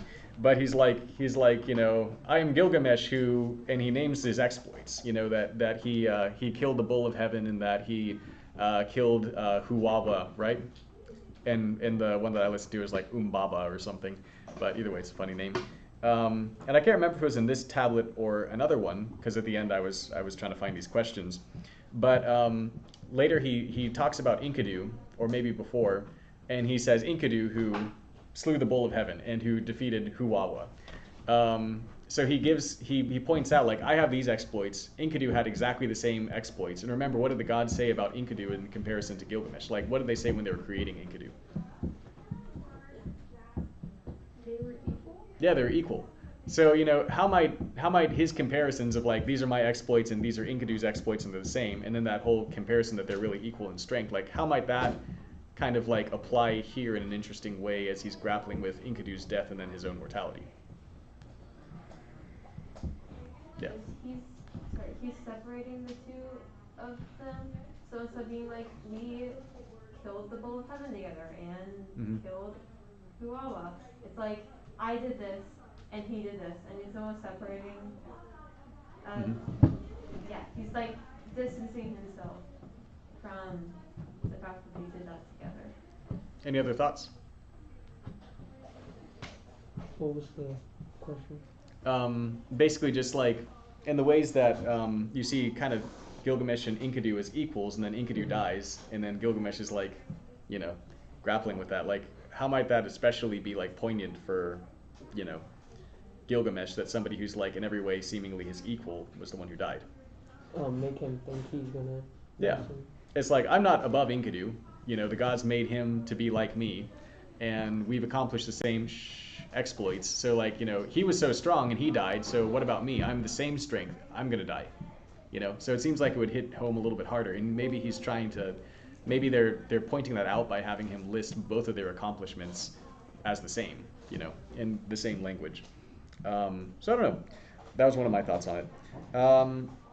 So yeah, you guys agree that it's harder for Gilgamesh to grapple with his own mortality than Enkidu's? Do you agree with? Yeah. All right.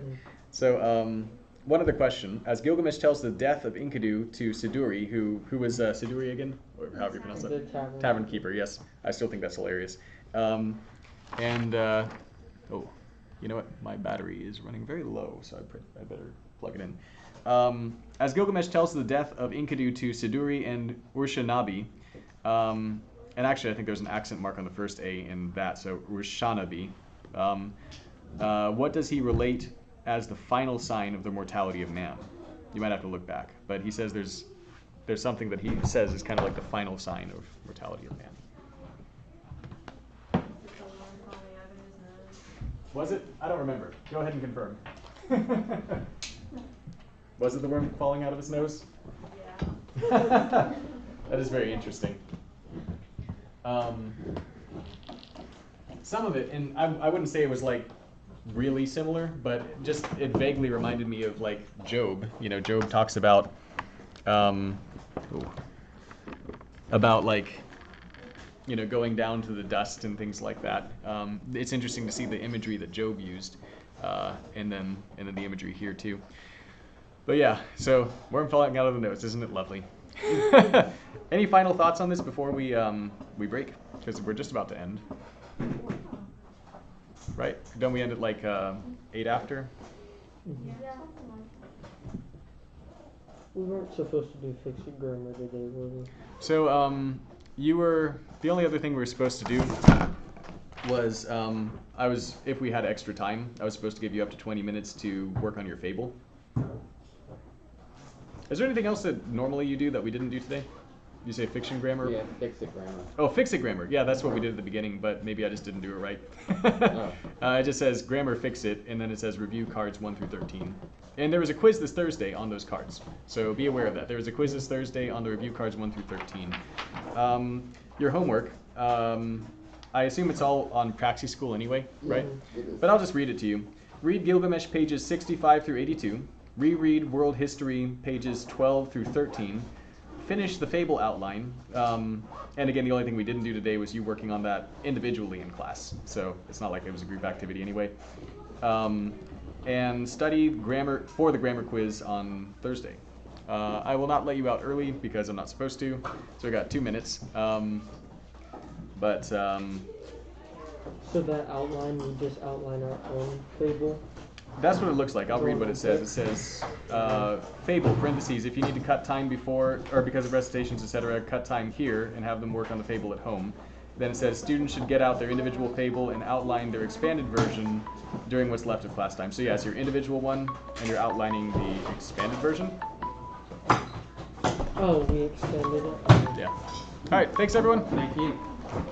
It was fun subbing today. I'll see you again on Thursday. Some of you I'll see shortly. Wait, are you subbing for Miss Johnson Thursday too? Yep.